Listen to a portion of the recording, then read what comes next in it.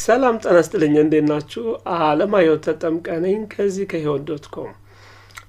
በዛሬው ዕለት ስለ የአንጎል ሞገዶች እናወራለን። እንዲሁም እንዴት እነዚህን የአእምሮ አንጎል ሞገዶች ወይ ብሬን ዌቭስ የሚባሉትን እንዴት ህይወታችንን ለማስተካከል ልንጠቀምባቸው እንችላለን የሚለውን ባጭሩ ለማየት እንሞክራለን። ከዛ በፊት ግን የአእምሮ ሞገዶች ምንድናቸው የሚለውን ለማየት እንሞክራለን። እንግዲህ አእምሮአችን ውስጥ ያሉ የተለያዩ ኤሌክትሪክ እንቅስቃሴዎች ደግሞ ኖድስ ከአንዱ ኢንፎርሜሽን ወደ አንዱ የሚሄድበት የአእምሮአችን አሰራር አለና ይህ እንቅስቃሴ የአእምሮ ዌቭ ወይ ደግሞ ሞገድ ይባላልና ይህ የአእምሮ ሞገድ በኤሌክትሮ ኢንፎግራፊክ ወይ ደግሞ በአጭሩ ኢኢጂ ማሽን ሲል ይለካል ማለት ነው። እና በሚለካበት ጊዜ በሄርዝ ነው የሚለካው። ሞገድ በሄርዝ ነው የሚለካው።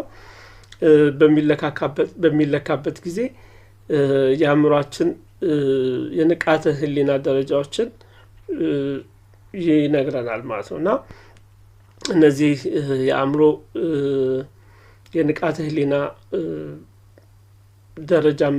ደረጃዎች እናያለን ማለት ነው። አንደኛ ቤታ የአንጎል ሞገድ የሚባለው ነው። ይህ ቤታ የአንጎል ሞገድ ከ13 እስከ 30 ሄርዝ ይለካል ማለት ነው። ይህም የነቃነን ለምሳሌ እኔ አሁን እያወራኋችሁ ነው።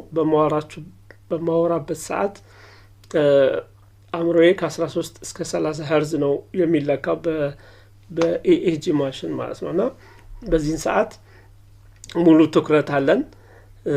ትኩረታችን እና በእውቀት ወይ ደግሞ በኮግኒቲቭ ተግባራት ውስጥ እንገኛለን። አውቀን የምናደርገው አእምሮአችን አውቀን የምናደርጋቸው ነገሮች ላይ ነው ያለው ማለት ነው። እና ይህ ቤታ የአንጎል ሞገድ ይባላል። ሁለተኛው አልፋ የአንጎል ሞገድ ነው። ይህ የአልፋ የአእምሮ ሞገድ ከ8 እስከ 13 ሄርዝ ደረጃ ላይ ነው ያለው ማለት ነው። እንቅስቃሴው በዚህን ጊዜ ዘና ያለ ለማሰላሰል ወይ ደግሞ አእምሮ የተረጋጋ ሁኔታ ላይ ነው ያለው ማለት ነው። እና አዲስ ነገሮችን ለመቀበል ክፍት የሆነበት ነገር ላይ ነው። እና ይህ አእምሮአችን ደረጃ ወይ ደግሞ አልፋ የሚባለውን ደረጃ ልንተኛ ስንልና ከእንቅልፋችን ስንነሳ ሁሉ ጊዜ አልፋ ላይ ገብተን ነው የምንወጣው ማለት ነው። እና አልፋ የሚባለው የአእምሮአችን ደረጃ ክፍት ነው። ሳብኮንሺየሳችን ወይ ደግሞ ዋና